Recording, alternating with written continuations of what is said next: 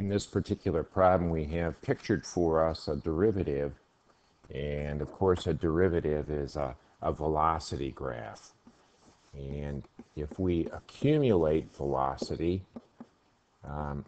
we find the distance traveled. And in this particular case, we know the function starts off with a value of 2, and we want to think about how the function is accumulating as time goes on. So for instance, between 0 and some moment between 0 and 10, we can see that there is an addition of 20 onto our start. And then for a while, we go in the other direction. We take some away from our distance, and then we add back at the end. So we start at 2, we add on as much as 20, we get up to 22, then we take 6 away, slipping back to 16 as our position, and then add 4 more, and we find ourselves at time 10 to be at 20 units. But the question was not about what was the function at 10, which would be 20. The question was, what was the maximum value on this closed interval between 0 and 10? Well, that value is right here at 22. The largest we ever got was 22. Then we backed off, then we came back, but never as big as 22 again. So C is the answer to 21. In this particular problem, we have the factored form of the first derivative. And if we take and make a graph of that first derivative, we know that it has zeros at 2, a double 0 at 3, and a triple 0 at 4. So it has a total of 6 roots. It's a 6th degree. And, you know, at a 6th degree will point up when the leading coefficient is a positive, and it is. So it looks something like this. It points up at this end, comes through at 2, comes to 3, but bounces away because it's a double root.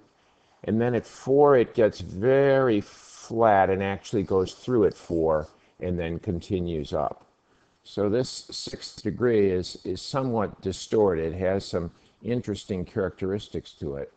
And let's think about this. This is the first derivative graph, and the first derivative changes from positive to negative. In other words, the function goes from increasing to decreasing at 2, right? That's what happens to the function at 2. That's what the derivative tells us. The function goes from increasing to decreasing. So it seems to me that a slope, a positive slope, or increasing, and then goes to decreasing at 2, we have a relative max. We have a relative max at 2. At 3, we have a big fat nothing, a nada. You know, it doesn't do anything. It goes from negative and then continues to be negative. It goes from decreasing to decreasing. The graph might look like this for the function at 3, right? It comes as if it's going to get flat in return, but no, it continues down. And finally, at 4, we see that we have a shift from negative to positive. That is, the function goes from decreasing to increasing. That's what the derivative tells us. And whenever you have a decrease to an increase, it seems to me that you have a relative minimum. So we have a minimum when x corresponds to 4, right?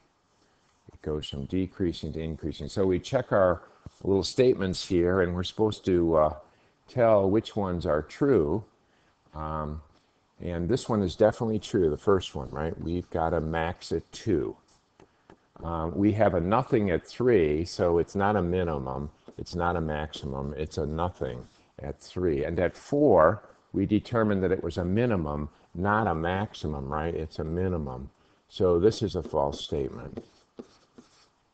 So 1 only is our answer to 22.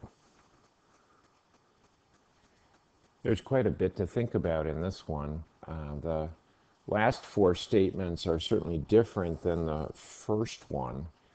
The first one is not what we call a difference quotient. There's no quotient here at all. The function goes to 0 as x goes to 0 from both directions.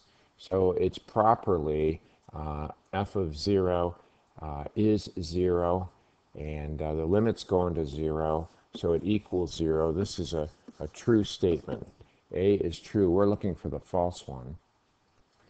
The second one is, in fact, as I mentioned, the difference quotient. You might not see it at first. It's saying f of x minus f of 0. And in the bottom you have, in fact, x minus 0. And we're thinking about this limit as x goes to 0. Well, as we look at that guy, this is saying, you know, what's the slope as we go at 0 from both directions?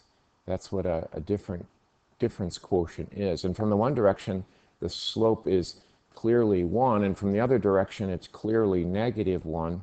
So it doesn't equal 0, and this is an issue here. So this does not exist. This one is false. B is false. So we happen upon it kind of quickly. You know, compare it to D and E that are similar in form. Like when you think about what's happening as you go at 2, the slope as you come at 2 from both directions is the same, and it clearly is a positive 1. And so this is a true statement. And the last one there, E, is another difference quotient.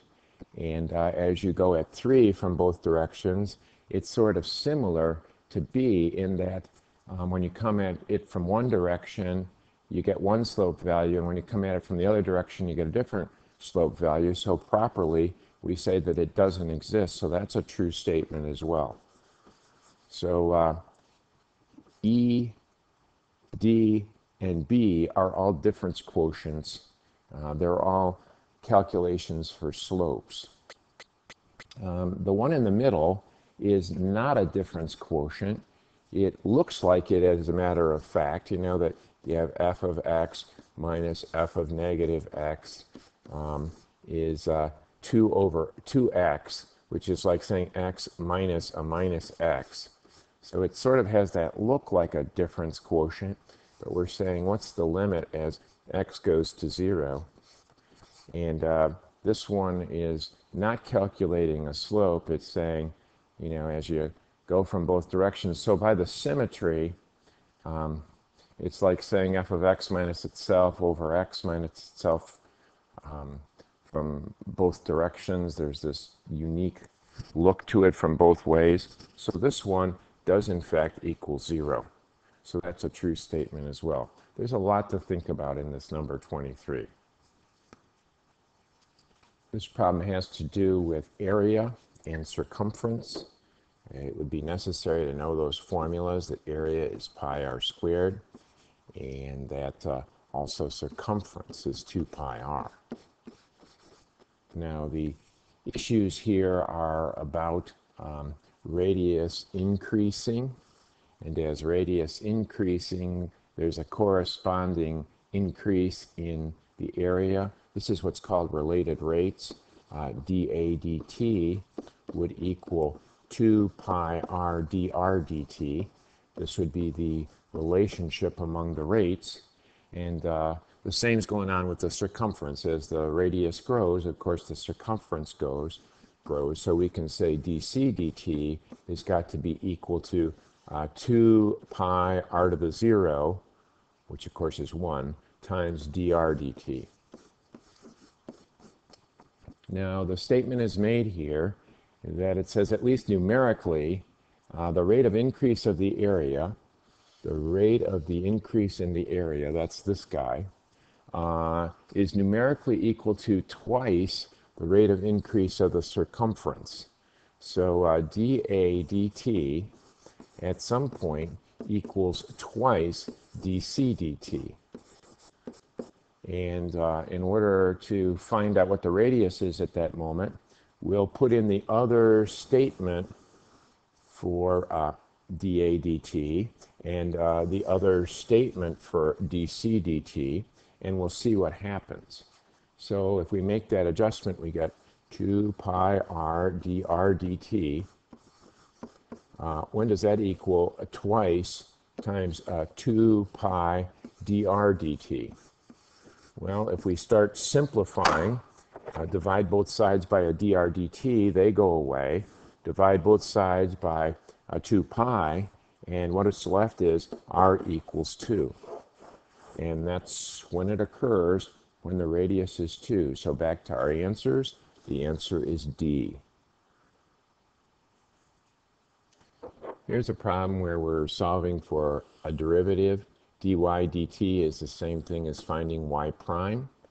And let's go to it. It's implicit, and the first term's a product, so we have the first times the derivative of the second, plus the second times the derivative of the first. So there's the first one done. The second term here, its derivative is going to be a minus 3, right? And then over on the right side, we'll have the derivative of y cubed is 3y squared y prime. That's the derivative of y cubed. And then finally over here on the end, we'll have a minus 0, right? The derivative of 3 is nothing. So we want to know about the derivative, or y prime, at this point. So we're going to install that point, and we're going to say, well, 1 squared, negative 1 squared is 1y prime, plus 2 times 2 is 4, times a negative 1. Well, that will give us a negative 4. And then we have this minus 3. And then over here on the right side, 2 squared is 4, times 3 is 12y prime. So we'll do a little horse trading here, bring the 12y over and add it, or 12y prime over, and add it to the 1y prime, and we'll end up with a negative 11y prime.